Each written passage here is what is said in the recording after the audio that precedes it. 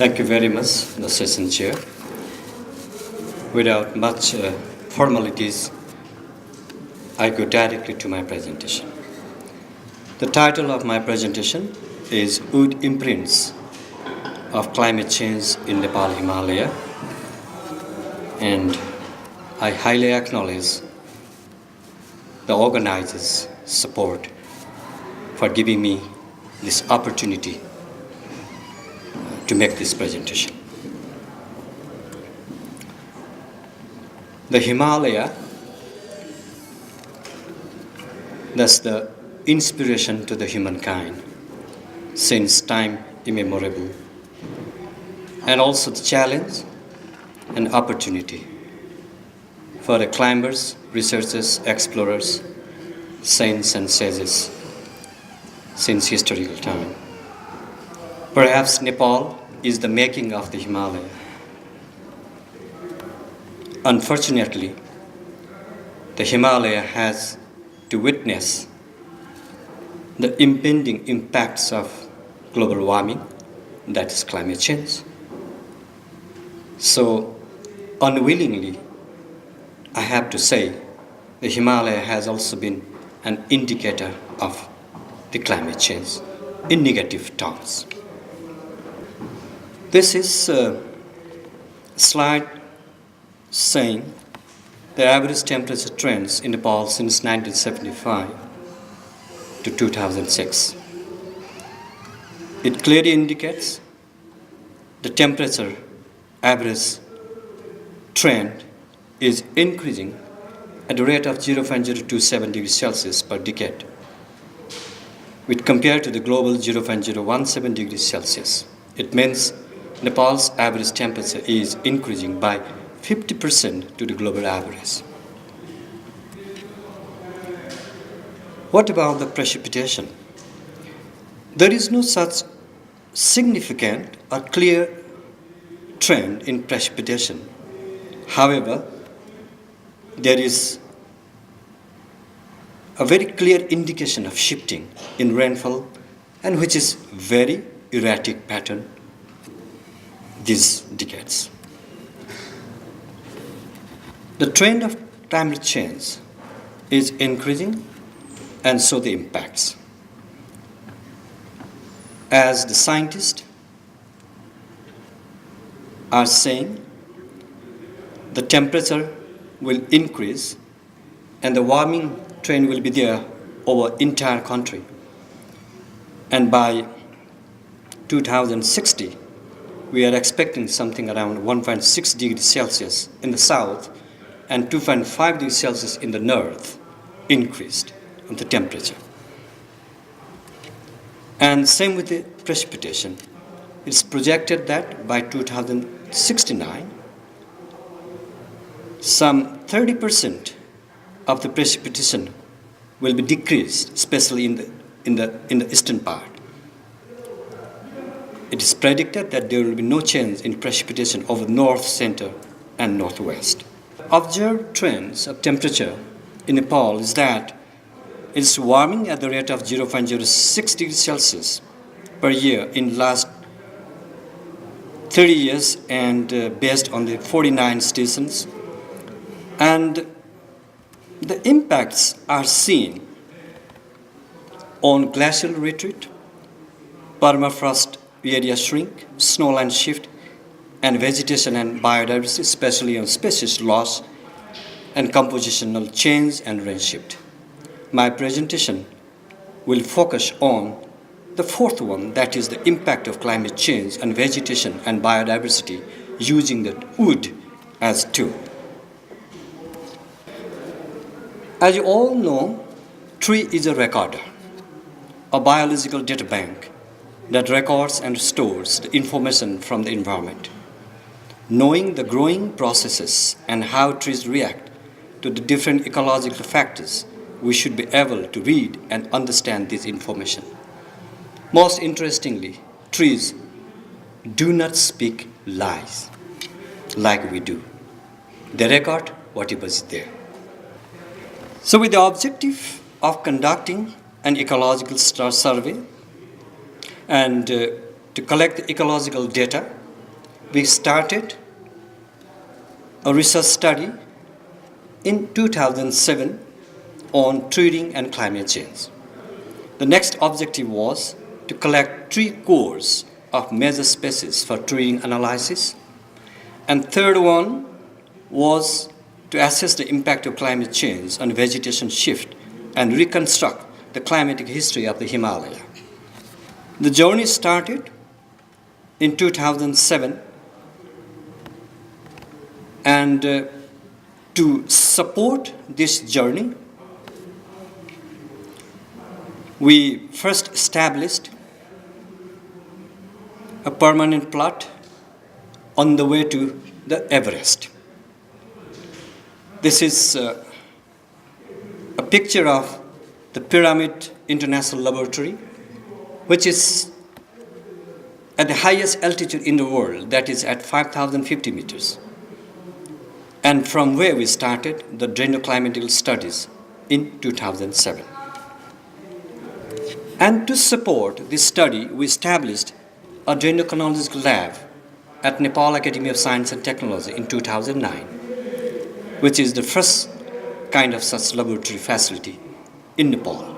And also, we conducted some training workshops, especially for the young researchers.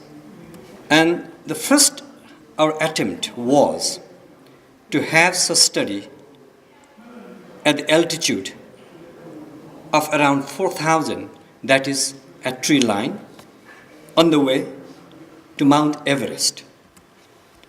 So we had 2 such permanent plots. One was at Pangboche at the altitude of 4,050. You can see the green line there very clearly in the above photo, which indicates or which shows the very clear line of the tree line over there. The next was at Debuche. And then the journey continued. The next our target was Langtan. You also can see here the tree line very clearly in a very steep mountain. And some of the master's degree students joined me.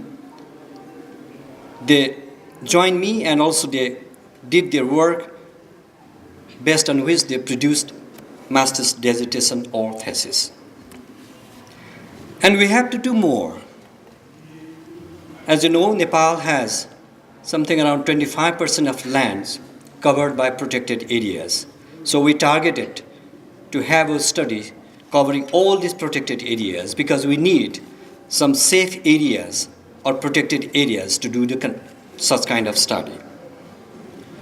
So our next target was Manaslu, where we started our work in 2012. Here also you can see in the picture a very clear tree line in the steep mountain up in the Manaslu region. And then in 2013, we went to Khaptar, also another national park in the midwestern part of Nepal. The idea was to understand the vegetation response to climate study. And then in 2014, it was a very ambitious plan and we completed. It was to cover the tree line studies and collect the tree cores from Kanchenjunga, that is the very eastern part of Nepal, and then Rara National Park in the western part of Nepal, and then Apinampa Conservation Area in the far west Nepal. We collected tree cores from all these areas. So based on these studies covering nearly 10 such stations, we brought some results. Very quickly, I am going to give you some of the glimpses of the result. The one, as I mentioned, our target was to study the climate change impact at a tree line shift. As the temperature is rising, the scientists have predicted that there will be vegetation shift. So the tree line will move upward in the mountains. So our study showed that in Manaslu area, for example, the upward shifting of Abies spectabilis was at the rate of 26.1 meter per decade. since 1850. In the same conservation area, in some part, we also noted that the upward shift was up to 34 meter per decade, which is quite high and comparable to the shifting in the Alps and other parts of the world. And also we studied the growth under climate stress. There was significant negative correlation between the tree growth and mean monthly minimum temperature of March and April of the current year and October of the previous year, and mean of March-May temperature of the current year. Though statistically insignificant, there was positive correlation between tree growth with mean monthly precipitation of the most of the months of the current year and negative correlation with previous year's precipitation. So this is again the same kind of result in Chugha Dumosa. And we also reconstructed some climate of Nepal. And this was to support the treating wet chronology. For example, we have the treating chronology, the maximum for 603 years of Abies spectabilis, and also for the Betula, 458 years. And there are some other years. For example, for Chugha Dumosa, 1141. And for this, our support, our work was this one, 4422 for Pythias mithiana from Khaptar. And then the next was, interesting was the species limit and tree line. As everybody can understand, the tree line and the species limit in the whole Himalaya is not same. For example, for the Abies in Rara, it is at the altitude or below 3,850. While in Apinampa, it is still below, that is 3,763. And in Kanchenjunga, which is in eastern part of Nepal, it is 4,136. Most probably, this is because the eastern part of Nepal is close to the equator, while the western part of Nepal is little bit farther from the equator. So these are the studied areas during our work since 2007, and these are the people who got involved in the study. And we already have more than 12 publications in international journals, master's thesis more than 35, and PhD 4 in progress. The challenges are there, and also the prospect. I hope the wood scientist will be interested to study the anatomy of the wood and expose the impact of the climate change. So in conclusion, I would say, since 1979, we have over 70 studies in the Himalaya using tree species, various tree species of Nepal Himalaya. And the longest tree chronology was for Chugha Dumosa, and geographical coverage, 25 districts out of 75. Almost all the Himalayan districts have been covered. And the upward shifting is from 15 meter to 36 meter per decade, especially for the Abies spectabilis. However, there is a huge potential of dendro study, and we hope you will be interested to continue. So these are the people that I would like to acknowledge and thank. Thank you so much.